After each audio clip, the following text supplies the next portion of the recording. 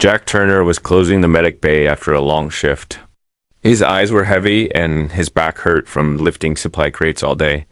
The outpost was quiet at night, silent like a place that had forgotten how to breathe. Only the weak hum of the machines filled the air. Jack liked this hour. No patients, no supervisors, no noise, just peace. He walked toward the door, ready to go home when he heard something soft behind him, a voice, but not a human voice. Jack turned slowly. At first, he thought he was dreaming. A small figure stood near the counter, thin, shaking, wearing clothes that looked older than she was. Her skin had a faint silver tone, and her eyes were big, bright, and filled with fear. She looked like she had walked across a desert of pain. She was an alien child, no older than 9. And in her hands, she held a toy. A tiny stuffed animal, torn at the ear, patched in many places. It was clearly her only treasure. Jack's breath stopped in his chest. Aliens were not allowed inside human medical areas. Not even near the door. Strict rules. Strong punishments. Everyone knew that. But the girl stepped closer. She placed the toy on the counter and spoke in broken English. Please. I need painkillers. My mother, she hurts. Her voice was shaking. Her small hands trembled. Her eyes begged. Jack stared at the toy. It was old, dirty, but carefully loved. A child giving away her only toy meant only one thing. Who let you in here? Jack whispered. No one, she said. I hide. I run. I come here because humans have real medicine. Jack's stomach twisted. He knew aliens in the mining zone had hard lives, but he never imagined it was this bad. He noticed bruises on the girl's arm, deep purple marks that looked fresh. Someone had hit her hard. Who did this to you? He asked quietly. She looked down. The overseers. They punish us? They say medicine is only for workers who obey. My mother could not work today, so they left her in pain. Jack clenched his fist. He hated the overseers' cruel alien faction that controlled the mining camps. But he didn't know the humans were allowing this level of suffering before he could speak again. A soft beep echoed from the ceiling. Security patrol approaching. Jack's blood ran cold. If the patrol saw this girl here, they would arrest her. And arrest him too. Humans had strict rules about alien interference. Helping her meant breaking the law. Not helping meant letting a child walk back into torture. The girl noticed his fear. She pointed at the toy and whispered, Please? It is all I have. I give it for medicine. Save my mother. Please, human. Please. Jack felt a crack in his heart. This was wrong. All of it. No child should beg like this. No child should trade their happiness just to keep someone alive. Footsteps echoed outside the door. The patrol was close. Jack looked at the toy. The stuffed animal had a tiny stitched smile, as if it had tried to stay happy for its owner. Even in the worst times, how could he ignore this? He looked at the little alien girl, exhausted, scared, and still trying to be brave. He made his choice. Come with me. Now, Jack whispered, grabbing her hand. The girl gasped. You help me? Quiet, he said. Move fast. He turned off the lights and guided her toward the back exit. The patrol footsteps were now only a few meters away. Jack's heart pounded so hard he feared the guards would hear it. The girl clutched her toy tightly. Alarms chirped. A flashlight beam moved across the window. Jack pushed open the back door and pulled her into the darkness. He had officially broken the law, and he knew there was no turning back. But for the first time in a long time, he felt like he was doing something truly human. Jack moved through the back alley with the alien girl close behind him. Cold night wind touched their faces, and the sound of patrol boots echoed somewhere behind the buildings. Every step felt loud. Every shadow felt dangerous. The girl held her toy tightly against her chest as she followed him. Jack whispered, Stay close. Do not talk. She nodded fast, trying not to cry. They reached an old storage building that humans hardly used anymore. Jack unlocked the small side door with a code only maintenance workers knew. The lights inside were dim and dusty. Old metal boxes were stacked everywhere, and the air smelled like rust. Jack closed the door quietly behind them and locked it. "You'll be safe here for now?" he whispered. The girl looked around with wide eyes, like she was standing inside a sacred temple. Her race probably never saw human buildings from the inside. She walked slowly, touching a broken crate gently. Jack sat on a low stool and finally let out a breath he had been holding. "What's your name?" he asked. The girl hesitated, then spoke in her soft, broken voice. "Leary." Jack nodded. "I'm Jack." She touched her bruised arm and winced. Jack noticed the way she tried to hide her pain. She was scared, but she was strong too. Stronger than most adults he had met. "Sit," he said. "Let me look at your injuries." "No," she whispered quickly, stepping back. "Not important. My mother. She is important."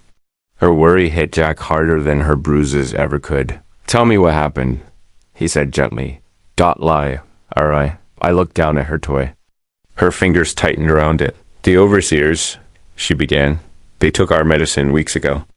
They say we must mine more, work faster, work harder. If someone gets sick, they say it is weakness." She paused, fighting her tears. "My mother worked until she collapsed. They beat her for slowing down. She cannot move now. She cries from pain. I had to help." Jack felt anger rise in his chest. "Your people don't have doctors?" "We used to," she whispered. "But the overseers killed them. They want us weak, easier to control." Jack ran his hand through his hair, trying to understand how humans allowed this. Weren't they supposed to monitor the mining zone? Weren't they supposed to protect innocent lives? "How did you get inside the outpost?" he asked. Leary pointed to a small vent-like hatch on the wall. "There is a drain pipe outside. I climbed. I hid under machines. No one saw me." Jack let out a low whistle. "You're brave?" She shook her head. "Just scared." Silence filled the room for a moment. Then Leary stepped closer to him. "Human Jack," she said softly. "Will the soldiers kill me if they find me?" Jack hesitated. He hated lying, but he hated fear more. "They won't find you," he said. "I won't let them." Her eyes softened. For the first time, a tiny spark of trust appeared. Suddenly, thump, thump, thump. The sound echoed across the walls. Jack's heart stopped. Someone was knocking on the main metal door of the storage building. A deep voice called out, "Maintenance is sector check." "Open up." Jack's blood went cold. This was bad. Very bad. He grabbed Leary gently by the shoulders and guided her behind a stack of crates. "Stay here. Don't move. Don't breathe loud." She hid instantly, curling like a frightened kitten. Jack wiped his hands on his pants, trying to look calm, and walked to the front door. He opened it only a crack. A tall officer stood outside, armored and serious. His scanner was glowing red. "Evening," Jack said casually, though his voice was trembling slightly. "What's going on?" "Patrol detected movement in this area," the officer said. "We're checking for unauthorized activity." Jack forced a lazy shrug. "Just finishing inventory. No one here but me." The officer narrowed his eyes and stepped inside. Jack's pulse jumped. If the officer walked just 10 steps inside, he'd see Leary. The officer scanned the room with a slow, suspicious gaze. Leary held her breath behind the crates. She hugged her toy so tight it might tear. Jack stood still, praying the officer wouldn't hear her small heartbeat. After a long, painful moment, the scanner turned green. "No life forms besides you," the officer said. Jack almost collapsed with relief. The officer turned toward the door, then stopped. His eyes drifted to the floor, straight toward a tiny piece of cloth, a thread from Leary's toy. The officer stepped forward. Jack's heart hammered. The secret was seconds away from exposure. The officer stared at the small thread on the floor, one single loose strand from Leary's toy. It looked harmless, tiny, almost nothing. But to Jack, It felt like a countdown to disaster that the officer bent down slowly and picked it up between two fingers. "What's this?" He asked. Jack forced a laugh, though his throat was tight. "Old cloth from these junk crates. This place is full of trash." The officer rubbed the thread, studying it with cold eyes. Jack could feel sweat sliding down his back. Behind the crates, Leary trembled, her tiny breath held in her chest. The officer looked around again. His scanner beeped once, then went silent. He stepped closer to the crates. "Sir," Jack said quickly, "you mind stepping out? I still have work to finish." The officer didn't move. His eyes stayed fixed on the crates as if he sensed something alive behind them. Jack's heart hammered. He couldn't let the officer take even one more step, so he did the only thing he could. He dropped the toolbox in his hand loud. The noise echoed like a gunshot. The officer spun around. "What are you doing?" "Sorry," Jack muttered. "Clumsy today." The officer scowled. "You better keep this place organized. Next time we'll do a full search." He pocketed the small thread, turned, and walked out the door. Jack closed it behind him and locked it quickly, the moment the latch clicked. His body sagged like he had carried a ton of weight. Iri crawled out from behind the crates, still shaking. What if he comes back?" Jack kneeled to her level. "He won't, but we must move before someone else checks this place." She nodded slowly, eyes still wide. The toy in her hands looked even smaller now, like something fragile in a brutal world. Jack looked at her injuries again.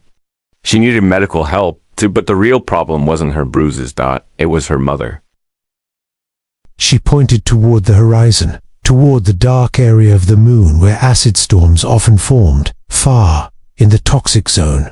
Jack frowned. "Why are your people living there?" "Because the overseers pushed us," she said. "They said humans don't care where we live. They said we must stay out of sight." Jack felt anger burn again. "That's not true." Leary looked at him with tired eyes. "Then why does no human stop them?" Jack didn't have an answer. The truth hit him hard.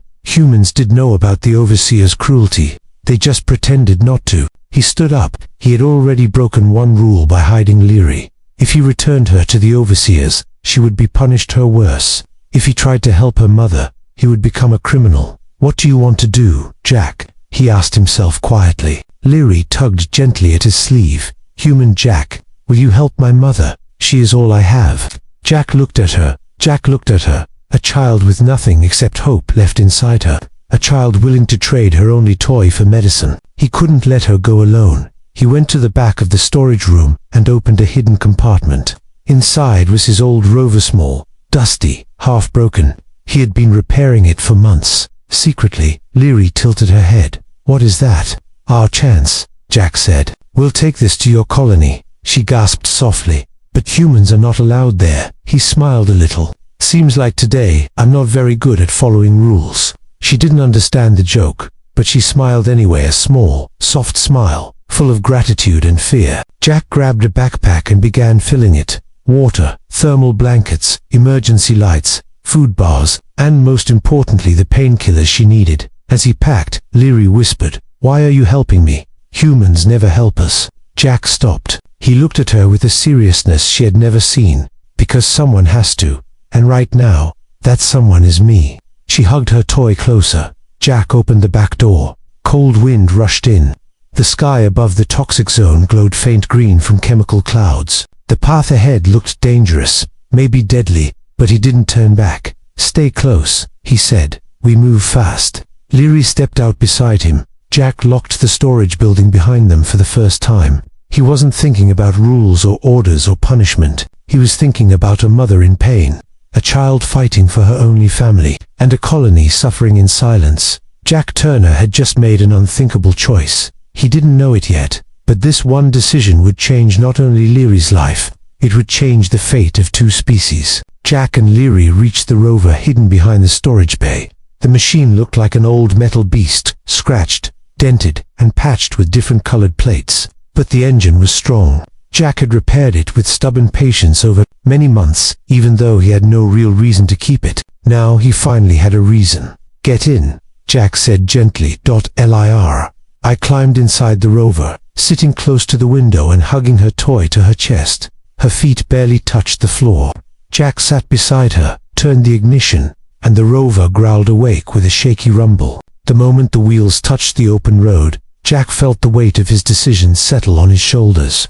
They were leaving the safe zone, leaving the lights, leaving human law behind. The path ahead led to the forbidden toxic zone, a place most humans feared. He glanced at Leary. She stared straight ahead, eyes full of quiet courage. "Are you scared?" Jack asked softly. "Yes," she whispered, "but fear is normal. My people say fear means you have something to protect." Jack nodded. "Your mother, and now, you too," she added shyly. Jack didn't know what to say to that. The rover rolled over the rough terrain. Rocks cracked under the wheels. Dust rose in light clouds. The night sky glowed faintly green from chemicals drifting above the toxic lands. It was beautiful in a strange, deadly way. As they drove, Leary spoke again. "Human Jack, can I ask something strange?" "Sure. Why do humans make rules? If rules hurt innocent people?" Jack sighed. Her question cut deeper than she knew. "Rules aren't supposed to hurt people," he said slowly, "but sometimes the wrong people enforce them." She stared at him for a moment, trying to understand. Then she nodded, though she didn't seem fully convinced. After half an hour of silence, the rover shook violently. "Hold on," Jack shouted. A small groundquake tremored beneath them. Cracks opened on the path ahead. The toxic zone was unstable, full of mining tunnels, gas pockets, and dangerous sinkholes. Leary grabbed his arm, eyes wide. "Are we going to die?" "Not today," Jack said, steering sharply. He managed to keep the rover balanced and pushed forward. The quake passed. Leary slowly released his arm, but her hands still trembled. To distract her, Jack asked, "Tell me about your mother. What's she like?" Leary's face softened. "She is strong, stronger than anyone. She used to sing to me. We don't have music anymore, but I remember her voice." Jack felt something tighten in his chest. "Does she know you came to find help?" he asked. Leary shook her head. "No, she was asleep, but she would want me to try." Jack nodded. A little girl willing to cross dangerous land alone, just to bring her mother medicine. That wasn't weakness. That was bravery beyond measure. The rover climbed a slope now. On top of the hill, Jack saw at the edge of the forbidden zone. The land beyond was different. Dark, muddy, full of abandoned structures and broken machines. Smoke rose from distant pits. Metal towers from old mining rigs leaned sideways like dead giants. "Lir," I whispered. "This is home." Jack felt a sting in his heart. No child should call such a place home. But before he could reply, a sharp noise pierced the night. Beep, beep, beep. Jack looked at the rover's screen. A red dot flashed on the radar. Something was following them. "What is that?" Leary asked. Jack zoomed in. A drone. Not any drone. A human patrol drone. "It must have tracked us," Jack muttered. "Maybe from the officer earlier." The drone was much faster than their old rover. It hovered half a kilometer behind them, lights blinking like icy blue eyes in the dark. "Will it catch us?" Leary whispered. Jack gripped the controls.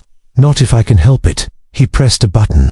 The rover's engine roared louder, pushing its limit. Leary held onto her seat as the vehicle jumped forward over rocks and broken roads. The drone pursued. The chasing lights grew brighter. Closer, closer. Then a sudden acid mist rolled across the path, thick green and burning. "Cover your mouth," Jack shouted. The rover entered the fog. The drone followed, then jerked wildly as the mist interfered with its sensors. It crashed into a rusty tower with a metallic scream and exploded. Leary gasped. "It's gone." Jack breathed out hard. For now. They drove out of the mist, coughing slightly. The fog burned the throat, but not enough to kill. Ahead, through the drifting smoke, faint lights appeared, small fires, flickering beside broken shelters. Leary pointed. "My colony," she whispered. Jack slowed the rover. He could already feel eyes watching them from the shadows. Scared eyes, hungry eyes, eyes that had lost hope long ago. Jack Turner had entered the forbidden zone, but what he would find inside would change everything he thought he knew about the overseers, and about humanity itself. The rover rolled slowly into Leary's colony, its headlights cutting through the green mist. Jack had seen rough places before, abandoned stations, broken mining camps, damaged outposts, but nothing prepared him for this. The colony looked like a graveyard that was still breathing. There were small huts made from scrap metal. Some had collapsed. Some leaned sideways like tired skeletons. Fires burned in small pits to keep the freezing toxic wind away. Smoke rose into the night, mixing with chemical fog. Shapes moved inside the shadows, thin bodies, quiet footsteps, weak voices. As Jack stopped the rover, dozens of alien eyes appeared from behind broken walls. Their faces were hollow. Their skin had strange grey patches, maybe from poison or hunger. Their bodies were so thin Jack felt his heart break just looking at them. Leary opened the door before the rover even stopped. "Mother," she cried, running toward one of the shelters. Jack followed her, but slowly. Many aliens watched him with fear, confusion, and something else. Almost hope. He reached the shelter where Leary had gone. Inside, the air was heavy, warm from a tiny heater, and filled with a sour smell of sickness. Leary was kneeling beside a weak figure lying on a rough bed. Her mother. Jack stepped closer, and the sight froze him. Leary's mother was barely conscious. Her skin was pale silver with a sick yellow tone. Her breath came in short, painful gasps. Her arms were bruised old marks, new marks, some still bleeding. Her eyes fluttered open for a moment and saw Jack, a stranger, a human. Fear filled her face. "Mother, no," Leary whispered, touching her gently. "He is here to help. He brought medicine." Jack kneeled down and slowly opened the bag. He pulled out the painkillers and a small injector to help her breathe easier. Leary's mother shook her head weakly. "Humans do not help us." Jack felt a sharp pain in his chest. "Some do," he whispered. "Let me try." She didn't trust him, but she was too weak to fight. Leary held her mother's hand as Jack injected the medicine carefully. The effect wasn't instant, but her breathing slowly eased, and some color returned to her face. Leary's eyes filled with tears. "You saved her." "Not yet," Jack said quietly, "but this gives her a chance." A small crowd of aliens had gathered outside the shelter, watching. Jack felt their eyes studying him, unsure if he was friend or enemy. Then an older alien stepped forward. His face was thin, but his posture was proud. "You are human," the elder said. "Why come here? Why help the child?" Jack stood, unsure how to answer. "Because nobody else did." The elder nodded slowly, almost respectfully. "Then you are not like the others." Jack frowned. "What do you mean?" The elder gestured for him to follow. Leary stayed with her mother while Jack walked outside. The elder led him toward the edge of the colony, to an area Jack had not seen before, a fenced zone made of scrap and wire. Inside were piles of bodies. Alien bodies. Dozens, maybe hundreds. Jack felt his breath stop. Some were old and dried. Some were fresh. Most were thin, broken, bruised, like they had been worked until they died. "Who did this?" Jack whispered, horrified. "The overseers," the elder replied. "They work us until our bones break. If we cannot stand, they throw us aside." Jack's fists tightened. "Humans don't know?" Jack asked. The elder looked at him sadly. "Some humans know. They take money from the overseers. They sign papers. They look away." Jack felt sick, angry, betrayed. He stared at the fence. Again, bodies, lives, stories, all thrown away like trash. The elder leaned closer and whispered something that made the air colder around Jack. "The overseers are planning a purge. They will remove the weak. Soon, maybe tonight." Jack felt panic rise in his chest. Leary's mother, the colony, these people, they were running out of time. He turned sharply. "Where are the overseers now?" "East side," the elder said. "In the metal fortress, heavily guarded."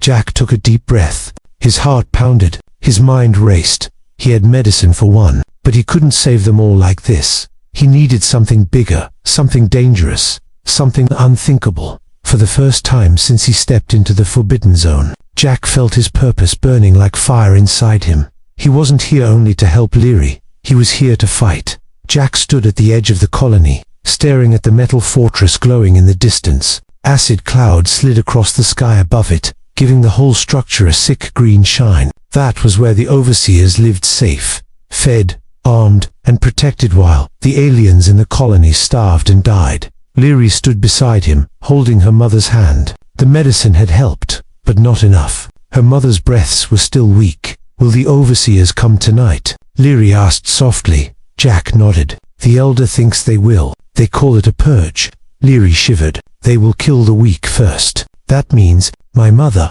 Jack felt anger rise like fire inside him. It wasn't quiet anger anymore. It wasn't "this is unfair" anger. It was something hotter, sharper. It was war anger. He turned to the elder, who stood behind them with several other colonists. How many overseers are there in the fortress? 20, the elder said. And many machines. Machines, Jack repeated. Yes. Weapons, drones, electric nets. The elder paused. They do not expect a fight. We are too weak. Jack looked around at the colony, thin faces, shaking hands, tired eyes. Weak, maybe, but weak people can still stand up. If someone helps them believe they can. We're not fighting them alone, Jack said. We're fighting them together. The colonists exchanged confused looks. Leary tilted her head. Together, like a team. Jack smiled faintly. Exactly. He went back to his rover, reached under the seats, and pulled out a small metal case. Inside were tools, cutters, wires, batteries, soldering pens. He didn't have much, but he had enough to cause trouble. He set the tools on a table. The colonists gathered round. Jack grabbed a broken mining tool from the ground. Can I use this? The elder nodded. It no longer works. Jack smirked. It will. He started opening the machine, removing its ruined parts, replacing them with batteries and wires. The colonists watched in silence as Jack transformed the broken mining tool into a small explosive charge. Leary gasped. Human Jack, you make weapons. Jack shook his head. I make distractions. Big ones. One colonist stepped forward. We can help. We have old mining carts. Jack's eyes lit up. Do the carts still move? Only downhill, the colonist said. Jack grinned. Perfect. He spent the next hour working with the aliens. For the first time in years, the colony felt alive. They gathered scrap metal, old belts, broken engines, even rusted pipes. Jack showed them how to attach small explosive charges, how to create noisemakers, how to build smoke bombs from chemical dust. Leary watched the whole time, her eyes shining with something Jack hadn't seen before. Hope. When everything was ready, Jack gathered the colony in a circle. We're not fighting to win a war, he said. We're fighting to survive tonight. To protect your families. To protect your future. The elder nodded. We will stand. Jack looked at Leary's mother, who lay inside the shelter. She opened her eyes weakly and whispered, Thank you, human. Jack felt something warm inside his chest. Rest. We'll handle the overseers.